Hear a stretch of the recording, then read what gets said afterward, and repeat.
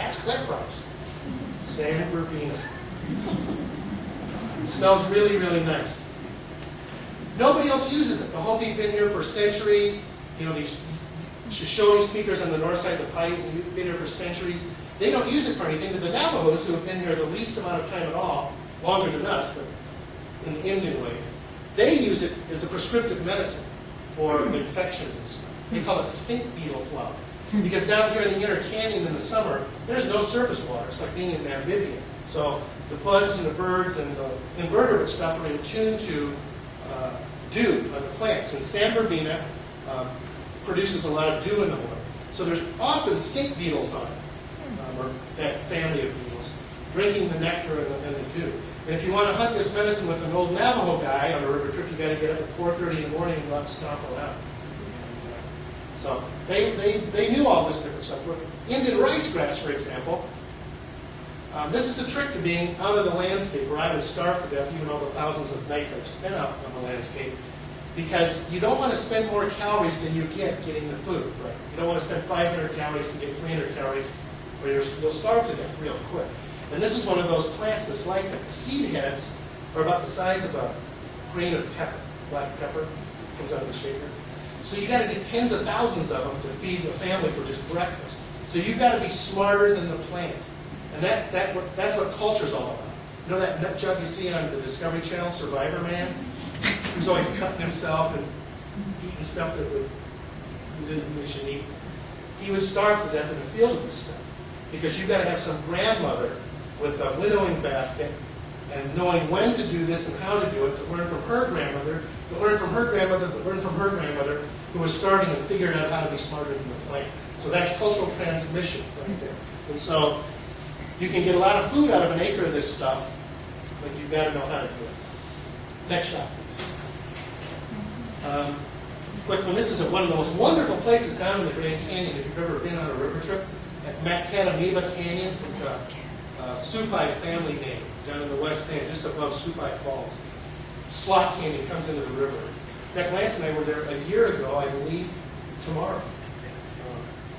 And this is a huge mass of grapes, just seemingly growing out of the rock. So you'd want to be there when these were ripe, because there wasn't any safe one. And so these folks were in tune to all this other stuff like. Next shot, please. The good life. I didn't do any excavating in the canyon. I got out of there before we started doing excavation. They had to talk the bureaucrats into letting it happen. Just last year, they started excavating at Furnace Flats. It's a big Anasazi village that's being eaten away fairly rapidly by erosion and the forces of nature. Of course, the Grand Canyon, if anything at all, it's a great tourist destination, was home to thousands of Indians for centuries. Trout fishermen like it, all that stuff. But really what it is, it's a huge engine of erosion. It's God's biggest engine of erosion on the planet. And so, talk to the geomorphologist, Rich Hertford or Ivo Lukita, that have spent their lives studying what goes on down here from that perspective. About every 5,000 years, the whole surface of the Grand Canyon rolls over. That's why you don't find anything tribal or Indian-wise down there that's older than about 4,000 years, because of landslides, flooding, blah, blah, blah. This is what it looks like if you haven't been on the river, and if you're doing archaeology or on a river trip, and you set up camp. You know, you pull into the slack water and start hauling out the white guy stuff. Coolers, stoves, tents, pads. And the folks that went before us that we study so much with such enthusiasm didn't have this stuff.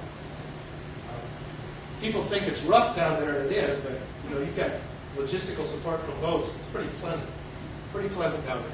Especially all those giant 70-gallon coolers full of beer, all these rocket boxes full of Milky Ways. Next shot, please. And once they get everything set up and get organized, this is what a site looks like. You know, we found this. Well, it wasn't that it was lost, right? Like they say that Pedro Tovar discovered the Grand Canyon. It wasn't lost. I just talked to the Hopi folks. They knew it wasn't missing. But when we refound some of these sites, when we swept through and did the survey, this is one of the ones that had huge potential for excavation. It was a village that was pretty much preserved in its entirety, or parts of it. So they decided to we were finding whole pots on the surface here coming out of the dunes. So this is where they focused on the excavations that they started last year. And this is what it looks like when you start. Of course, it looks kind of like an ADOT crew here. Right? Got a volunteer lady, nice volunteer lady, 2 archaeologists standing around, and then you got two boatmen just staring at the rock, and then the resident geomorphologist. I think that's Kurt Anderson, natural scientist. Next shot, please. And then this is what it looks like when they're done, 3 months later. Go back to that last slide. And that's right here.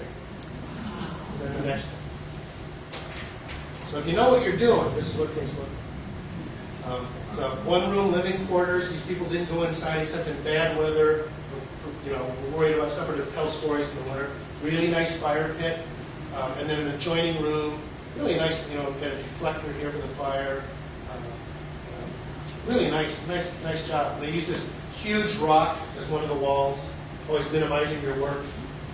One of the reasons I like doing archaeology and dealing with tribal history is because, like myself, these people were all path of least resistance people. Instead of maybe some of our forebears. Let's move this 17-ton rock out of here and build a wall. Not going to happen. Lisa Leek, who's the project archaeologist for this excavation, when I went and borrowed some slides from her for this, she said, this was fantastic. She said, we got down in here, and Kurt, the geomorphology folks have a new way of really titrating down the dating mechanisms. And they had 5 different floods in this house that filled it up. And they dated the organic stuff in the sands between the floods. And some of them were 20 years apart. So they could really fine-tune the dates of this place right down to the bottom of the fire pit. Exact dates where this place was used and abandoned. If you're a dork, like us that do this kind of stuff. Dating's a big deal. They didn't leave stuff laying around thinking we want to know someday. So like when we're out in the landscape, they don't do this so much anymore, but all through the 80s and early 90s, throughout central Utah or western Colorado or the Great Basin somewhere, we lived in field camps. Water for brushing your teeth and cooking vegetables and doing some dishes, and that's about it. Dry camps, 7, 8 archaeologists living out 10, 20, 15, 30 days at a time. And, we lived this way. We might have a Coleman stove or we might not. And so we were cooking on open fires, boiling water on open fires, and when we pull out of there, you leave your camp. The ground's compacted. We pull up all of our trash and the beer caps and all that. But we leave our fire pits and everything. And we always throw pennies or bottle caps in the fire pit before we cover them over. So in case some people are either fortunate enough or wacky enough to be doing what we do 200, 300, 400 years down the road, and they find us, wow, this is a really spectacular fire pit. These people are really meticulous.